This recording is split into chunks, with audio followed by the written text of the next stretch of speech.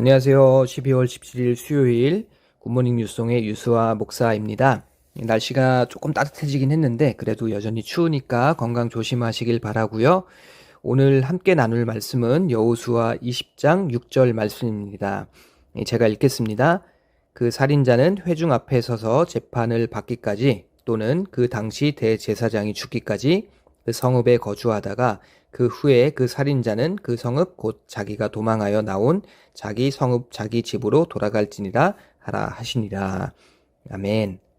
오늘의 원포인트 말씀은요. 하나님 나라를 회복자로 살아내라입니다. 작년 저는 아파트에서 살다가요. 하우스 렌트로 이사를 갔습니다.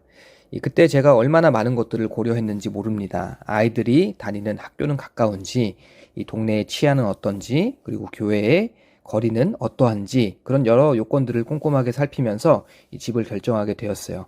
결국 집을 고르는 기준이 어떤 집이 더 좋아 보이냐도 중요하지만요.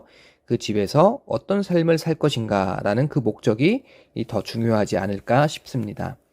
우리의 인생도 똑같죠. 어디에서 어떻게 사느냐도 중요하지만 이 더 근본적인 질문은 무엇을 위해서 무엇 때문에 사느냐라는 것입니다. 이 목적이 삶의 방향을 결정하고 목적이 있어야 사는 자리가 의미를 갖기 때문입니다. 오늘 본문은 여호수아 20장 가운데 나오는 도피성에 대한 말씀입니다. 하나님은 6개의 도피성을 세우라고 명령을 하시죠. 이 도피성은 고의가 아닌 실수로 사람을 죽인 자가 보복의 죽음을 피하여 도망치는 곳이고요. 그 안에서 보호를 받다가 대제사장이 죽을 때 비로소 자기 성읍으로 돌아갈 수 있었습니다. 그런데 이 도피성 명령이 언제 나옵니까? 이스라엘이 요단강을 건너고 정복전쟁을 치르고 19장에 이르러서 모든 지파가 기업을 분배받은 직후에 이제 정착을 시작하려는 그 마무리 국면에 나오고 있습니다. 보통 이런 때에는 어떤 번영의 지침, 국가 운영의 원칙이 나올 법한데 하나님은 먼저 도피성을 세우라라고 명령을 하시고 있죠. 왜냐하면 하나님의 나라는 성공한 사람의 나라가 아니라 넘어질 수 있는 그 사람들을 회복시키는 나라이기 때문입니다. 사실 도피성이 없어도 사회는 굴러갈 수 있습니다. 이 고대 근동의 다른 나라들은요, 사람이 죽어도 어떤 속전제, 그래서 돈이나 보상으로 해결하는 경우가 많이 있었습니다. 효율적이고 간단한 그런 방법이죠. 그런데 하나님은 일부러 번거롭고 비효율적으로 보이는 제도를 선택을 하신다라는 거예요. 약속의 땅 한가운데서도 너희는 넘어질 수 있다라는 그 현실을 인정을 하시고요. 동시에 하나님의 나라는 돈으로 생명을 계산하는 것이 아니라 폭력을 폭력으로 끝내는 것이 아니라 회복의 길을 포기하지 않는 나라라는 그 하나님의 나라를 보여주신다라는 것입니다. 그래서 도피성은 임시 방편적인 그런 제도가 아니라요. 민수기와 신명기에서 보여지듯이 가나안에 들어가기 이전부터 하나님께서 반복해서 말씀하시면서 준비해 두신 그런 은혜의 제도였다라는 거예요. 그리고 이 도피성은요, 복음을 가르치는 표지판입니다. 오늘 본문에서 대제사장이 죽기까지 그 성읍에 거주하다가 다시 자기 성읍으로 돌아갈지니라 라고 말씀을 하고 있습니다. 죄인은 도피성에서 보호는 받지만요, 완전한 자유는 다른 이의 죽음을 통해서만 열리고 있는 것을 우리가 볼 수가 있어요. 인간의 관점으로는 사실 이해하기가 어렵죠. 왜 내 일이 대제사장의 죽음과 연결이 되느냐? 그러나 성경은 우리의 시선을 인간의 정의에서 하나님의 구원으로 옮기고 있습니다. 히브리서가 증언하듯이요. 이 죄인은 스스로 죄의 문제를 해결할 수 없기 때문에 대신 죽어주는 참 대제사장이 필요했고 도피성은 그 사실을 미리 보여주는 그림이라는 거죠. 물론 도피성은 실수로 사람을 죽인 자만 보호하는 그런 제한이 있었습니다. 그런데 바로 그 제한성 때문에 오히려 십자가의 구원이 얼마나 크고 완전한지 드러나게 됩니다. 우리는 성벽 안에서가 아니라요, 십자가에서 죽으신 참 대제사장 예수 그리스도 안에서 완전한 자유를 얻었습니다.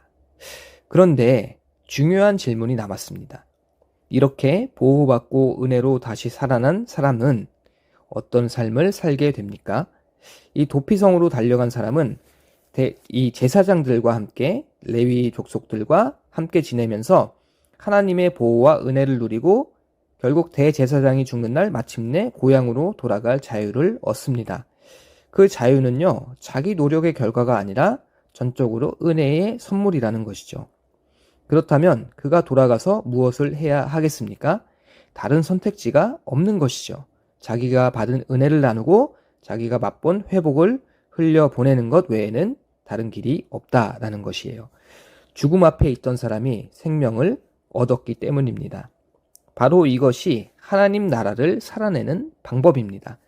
하나님 나라는 실수하지 않는 사람들로 이루어진 나라가 아니라 회복받은 사람들이 회복자로 살아가는 나라입니다.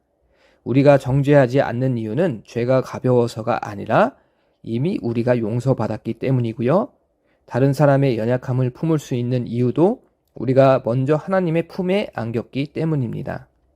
그리고 바로 그 삶을 통하여서 또 다른 죄인이 도피성으로 달려와 용서와 회복의 은혜를 맛보게 됩니다. 사랑하는 여러분, 오늘 하나님은 우리에게 묻고 계십니다. 너희는 얼마나 회복이 되었니? 너희가 회복된 그만큼 다른 이들을 회복하게 하렴. 우리가 받은 이 은혜를 품고만 있는 것으로 멈추지 말고 흘려보내는 사람으로 살아가시길 바랍니다. 회복된 만큼 회복하게 하는 삶, 이것이 하나님 나라 백성의 목적지입니다.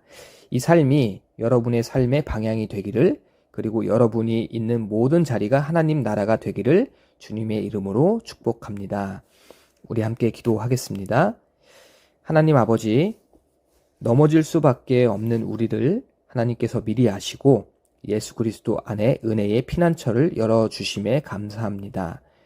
우리가 회복받은 자로 머무르지 않게 하시고 받은 은혜를 흘려보내는 회복자로 살아가게 하여 주시옵소서. 오늘 우리의 말과 삶을 통해 하나님 나라의 회복이 드러나게 하여 주시옵소서. 감사드리며 살아계신 예수 그리스도의 이름으로 기도드립니다. 아멘.